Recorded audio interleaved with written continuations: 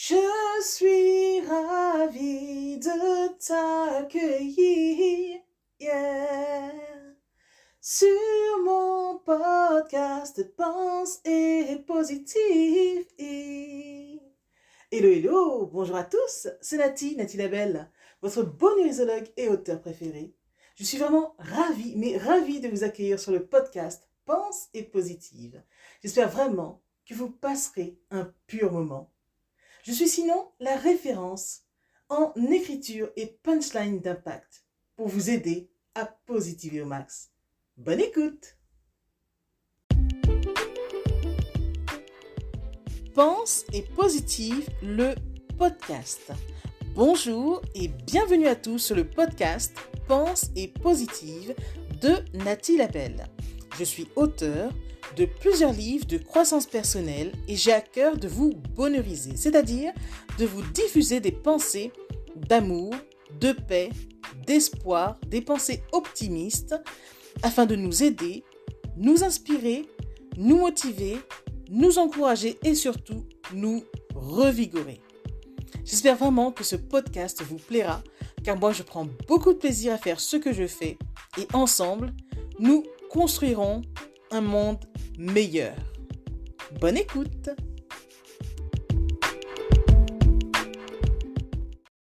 Mes chères pépites positives au max, nous voilà réunis pour un podcast au sujet de comment positiver quand tout semble se dresser contre nous. Donc pour introduire ce sujet, j'aimerais commencer par une de mes citations qui dit « La qualité de votre vie dépend de ce que vous semez chaque jour. Semez du positif et vous aurez une vie positive. » De par cette citation, je nous invite à prendre conscience de ce que nous semons au quotidien. Parce que vous savez, même si rien ne va comme on le veut dans notre quotidien, on peut toujours garder un état d'esprit positif. Rendons-nous juste bien compte de ce que nous semons à tout instant. Parce que vous savez, si on regarde bien de base, on a environ 60 000 pensées qui nous traversent chaque jour. Et 90% d'entre elles sont négatives et similaires à celles que l'on a la veille. En fait, si on regarde bien, nous ne sommes pas du tout programmés pour être positifs. Voilà pourquoi être positif demande un effort. C'est une sorte d'entraînement, afin qu'au quotidien, on se sente le mieux possible. Et si on ne fait pas tout pour rester positif au max, comme je le dis, eh bien bonjour les dégâts. Les pensées vont et viennent et elles risquent de nous assaillir, en fait, vous voyez un peu? Donc positiver, c'est un entraînement quotidien. Et moi, cela fait une bonne vingtaine d'années que je fais cet exercice-là, de me sentir au mieux. Parce que suite à des soucis de santé que j'avais rencontrés de mes 15 à 20 ans, j'ai dû apprendre à vivre un jour à la fois. En tout cas, à mieux vivre. Et ce, un jour à la fois. J'ai aussi trouvé beaucoup de réconfort à travers l'écriture, parce que du coup, l'écriture me faisait du bien. Donc je me suis dit, mais si écrire, ça me fait du bien à moi, qui était au fond du trou à l'époque, de mes 15 à 20 ans, je me suis dit, mais et si je mettais ma plume alors au service de l'humanité? Donc c'est depuis ce temps que j'ai choisi de publier mes livres et de les mettre au profit de tous mes lecteurs, en fait. Je suis aussi devenue ce que l'on appelle bonheurisologue. C'est vraiment un néologisme que j'ai créé, certes, après avoir fait des formations en psychologie positive, mais une bonheurisologue, ce que je suis, c'est quoi? C'est que je nous aide à nous reconnecter à notre essentiel et aussi à ce qui nous procure le plus de bonheur. Donc du bonheur plus du rire, ça nous donne du bonheur bonheurisologue. Donc ça, c'est très important de le dire aussi. Je veux vraiment nous aider à prendre conscience que le bonheur est intérieur et qu'il dépend de nous-mêmes et non de ressources extérieures comme certains le pensent. Donc voilà un peu l'idée de mon travail. C'est de nous rappeler que le bonheur, en fait, c'est à nous de le créer, puisqu'il existe autant de définitions, en fait, qu'il y a d'individus. Donc c'est ça aussi qui est très intéressant dans le bonheur. Donc maintenant, on va pouvoir regarder quelles sont les clés que l'on peut mettre en place afin de réussir à positiver au max quand tout semble se dresser contre nous. Ce sont vraiment des clés qui vont vraiment nous aider hein, à positiver au max parce que le bonheur est en nous, mais beaucoup le cherchent en fait à l'extérieur. Donc s'ils le cherchent à l'extérieur, ils ne risquent pas de le rencontrer dans leur vie parce qu'en fait, ils le cherchent au mauvais endroit. Donc les clés que je vais vous donner là sont des clés vraiment très pratiques qui vous permettront de vivre votre bonheur au quotidien, mais surtout d'arriver à positiver au max et de vous sentir tout simplement bien un jour à la fois. Je vous offre 7 clés et une clé bonus aussi. Écoutez bien. Il est très intéressant de positiver, certes, mais avant cela, il y a une chose à faire aussi. C'est que quand on vit des choses dans notre vie, que ce soit positif ou négatif, la première étape, c'est de reconnaître ce qui se passe. Ensuite, d'accueillir ce qui se passe. Donc, accueillir son état implique de ne pas se fuir non plus, parce que tant que l'on va fuir ce que l'on vit, cette chose que l'on fuit va revenir en force, en fait, dans notre quotidien.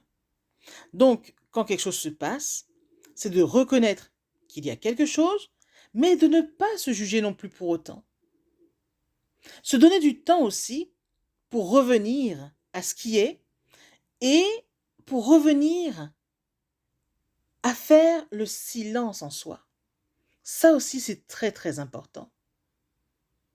Pouvoir se voir en face autant que possible et aussi réussir à identifier ce qui ne va pas, par exemple. Et ensuite vient l'étape de l'acceptation pour voir ce qui a besoin d'être changé ou amélioré. Et c'est là maintenant que je vais pouvoir vous donner les 7 clés dont je vais vous parler afin de réussir à positiver au max quand rien ne va plus au quotidien. Donc, pour positiver, la première clé que j'ai à vous proposer aujourd'hui, ce serait de pratiquer la gratitude. Parce que selon moi, la gratitude ouvre des portes, mais l'ingratitude les referme. Et si on regarde bien, quand on prend cette habitude de recenser ce qui va bien dans notre vie, eh bien on se rend compte que finalement, c'est pas trop mal ce qu'on vit en fait, hein. Parce que des fois, on pense ne rien avoir ou que rien ne va du tout, en fait. Mais si on prend le temps de vivre consciemment, on se rend compte que, oui, on n'est pas plus mal finalement, hein, que ça va. Donc vraiment, la première clé, ce serait de pratiquer la gratitude. Je vous inviterai par exemple à choisir 3 choses au quotidien que vous avez vécu de bon, hein, et de remercier pour cela, d'être reconnaissant pour ce que vous avez vécu de bien. Et vraiment, vous verrez que cela va vous galvaniser, ça va vous rendre beaucoup plus heureux aussi et beaucoup plus sécure quant à une vie, agréable que l'on peut vivre, en fait. En deuxième clé, j'ai envie de vous dire, qu'il serait intéressant de saturer son esprit de pensées positives. Oui, le fait de saturer son esprit de pensées positives, ça va vous permettre de contrer ce qu'il y a de négatif et ça va surtout vous aider à vous dépasser un jour à la fois, ce qui n'est pas trop mal, en fait. Parce que finalement, quand on fait les choses un pas à la fois, ce n'est pas si compliqué. Ce qui rend les choses compliquées généralement, c'est de vouloir tout faire d'un coup. Et là, par contre, c'est très très dur. On se rend compte de la montagne de choses qu'il y a à faire et là, c'est indigeste. Mais quand on fait par contre des choses un pas à la fois, sincèrement, ça passe beaucoup mieux. En troisième clé, j'ai envie de vous inviter à cesser de vous plaindre. Cesser de se plaindre demandera beaucoup d'efforts hein, à faire, c'est sûr. Mais c'est salutaire, vous verrez bien. Parce qu'en vrai, si on regarde bien, l'homme souffre le plus souvent de ce à quoi il pense et non forcément de ce qu'il vit vraiment. Donc ce sont souvent ces pensées qu'il nourrit dans sa tête hein, qui font qu'il il vit des petits drames souvent et il se construit beaucoup d'histoires qui lui font peur aussi. Donc du coup, cesser de se plaindre, c'est une clé très intéressante afin de réussir à positiver. Comme ça au moins, on pourra avoir des pensées beaucoup plus constructives et des pensées aidantes en fait, et non nous nourrir de pensées limitantes. Vous voyez un peu? En quatrième clé, j'ai envie de vous inviter à faire preuve d'humour ou à rire, en tout cas, beaucoup plus souvent. Parce que si on regarde bien, être triste et être de bonne humeur en même temps, en riant, ce n'est pas compatible. Les deux humeurs ne cohabitent pas en même temps de cette façon-là. Soit on est triste, soit on est heureux, Ou on peut par contre, pleurer de rire, mais ça c'est encore autre chose. Mais être triste vraiment, hein, dépité, et rire en même temps, ça ne cohabite pas ensemble en même temps. Donc voilà pourquoi je vous invite vraiment, le plus possible en tout cas, à rire davantage ou à faire preuve d'humour. Ou encore, si vous ne savez pas, comment créer cet humour ou susciter le rire, ce serait de vous poser par exemple devant un sketch, quelque chose qui vous fait rire et cetera. Mais il y a plusieurs sources où vous pouvez vraiment vous nourrir pour vraiment, vous nourrir et rire aussi, hein, tout simplement. En cinquième clé, j'aimerais aussi vous inviter à voir les choses telles qu'elles sont ou sinon à choisir ce que vous avez vraiment envie d'expérimenter dans votre quotidien. Parce que certes, on ne maîtrise pas les événements qui surviennent dans la vie, hein, dans notre quotidien, mais ce qui est sûr, notre pouvoir réside dans l'instant présent. Il réside vraiment dans notre façon dont nous réagissons face aux événements. Notre pouvoir est vraiment là, hein. Et vraiment, c'est intéressant d'être conscient de cela, parce que quoi qu'il nous arrive, c'est la façon dont nous répondons à cet événement qui va tout changer. Soit ça va nous construire, soit ça va nous détruire. Donc là, vraiment, c'est à nous de voir. En sixième clé, qu'est-ce que j'aimerais vous offrir? C'est écrire. La sixième clé, ce serait de vous inviter à écrire davantage. Écrire, cela permet de se dire, et finalement, c'est comme si on traçait une route, vous savez. On ne sait certes pas encore ce qui va se passer ou ce que l'on va rencontrer en chemin, mais écrire est intéressant parce que finalement, on s'ouvre au champ de tous les possibles. Et écrire, c'est comme un miroir à travers lequel on se voit. Donc vraiment, la sixième clé pour nous aider à positiver au max, ce serait de nous inviter le plus souvent à écrire et à prendre rendez-vous avec l'artiste qui est en nous, ne serait-ce 5 minutes par jour, mais d'écrire quelque chose. Vous verrez, cela va vous remplir de l'intérieur, cela vous fera beaucoup de bien, et vraiment, c'est que du bonus, quoi. En septième clé, je vous inviterai vraiment à couper toutes les sources de ce qui vous est toxique. Ça peut être aussi de vous créer un meilleur entourage, hein, être dans un meilleur environnement. Ce serait aussi, par exemple, de couper court à des sources qui vous causent de l'anxiété, par exemple. Par exemple, ça peut être les réseaux sociaux. S'il y a des posts qui ne vous conviennent pas, ne les lisez plus ou supprimez les personnes qui publient ce genre de contenu anxiogène. Ça peut être aussi à la télé, s'il y a des émissions qui ne vous conviennent pas, coupez ça, coupez la télé ou coupez cette émission, enfin bref, enlevez tout ce qui vous est toxique, sincèrement. Ou si maintenant c'est dans votre cadre familial, bien sûr, se défaire de certaines personnes de la famille, c'est compliqué, mais par contre, vous pourrez alors diminuer le temps passé avec cette personne. Vous voyez l'idée? Et enfin, la clé bonus, donc la huitième, je vous inviterai vraiment à bouger. Bouger, c'est une clé étonnante mais très intéressante. Parce que là, elle vous invite vraiment à bouger votre corps. Ne serait-ce par exemple pour danser, faire la natation, du basket, du foot, bref, vraiment de bouger. Parce que là, quand on bouge, on fait l'expérience de la vie en soi. La vie coule en nous et c'est juste fabuleux. Donc vraiment, c'est une clé intéressante le fait de bouger. Parce que finalement, on se sent vivant et vraiment, c'est l'idéal. On n'a pas le temps de se soucier de plein de choses quand on bouge. On est présent à soi, on est dans l'instant présent, ici et maintenant. Et après tout, la vie, c'est l'instant présent, hein. C'est maintenant que la vie se passe. Donc voilà, je vais récapituler maintenant les 7 clés pour nous aider à positiver au max. Donc, un petit récapitulatif, c'est pour nous aider à positiver lors des moments compliqués de la vie, seront de un, de pratiquer au maximum la gratitude, de 2, de saturer notre esprit de pensées positives, de 3, de cesser de se plaindre, de 4, de faire preuve d'humour ou de rire beaucoup plus souvent, en 5, d'essayer de voir les choses comme elles sont, en tout cas de choisir ce que l'on a envie d'expérimenter, de 6, d'écrire plus souvent, de 7, de couper court à tout ce qui nous est toxique, et le bonus en 8, ce serait vraiment de bouger au maximum. Et maintenant, je sais qu'il y a une clé qui peut être assez compliquée, qui est celle de cesser de se plaindre. Mais ce que je veux dire par là aussi, quand je dis qu'elle peut être compliquée, c'est parce qu'on a tendance souvent à se plaindre aisément. Mais l'idée ici n'est pas de s'éterniser sur les choses qui ne vont pas.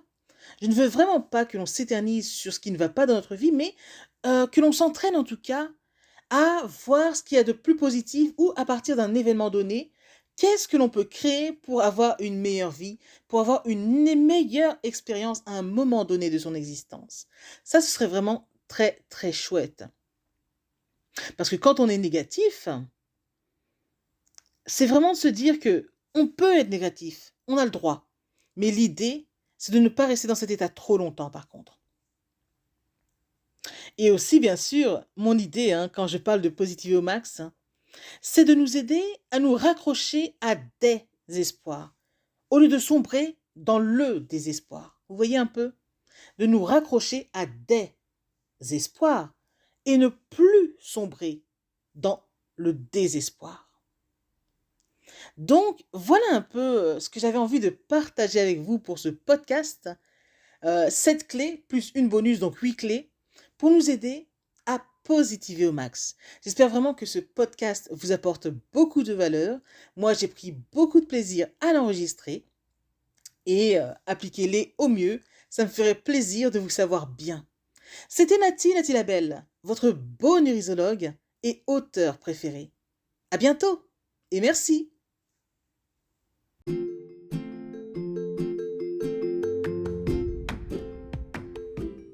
Voilà, en tout cas, merci beaucoup d'avoir pris le temps d'écouter ce nouveau podcast et j'espère surtout qu'il vous a plu.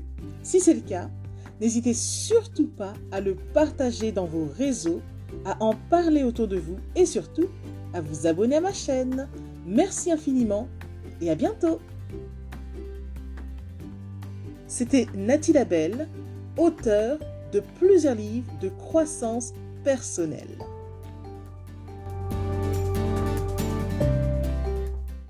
Et une mention spéciale à vous avant de se quitter pour aujourd'hui.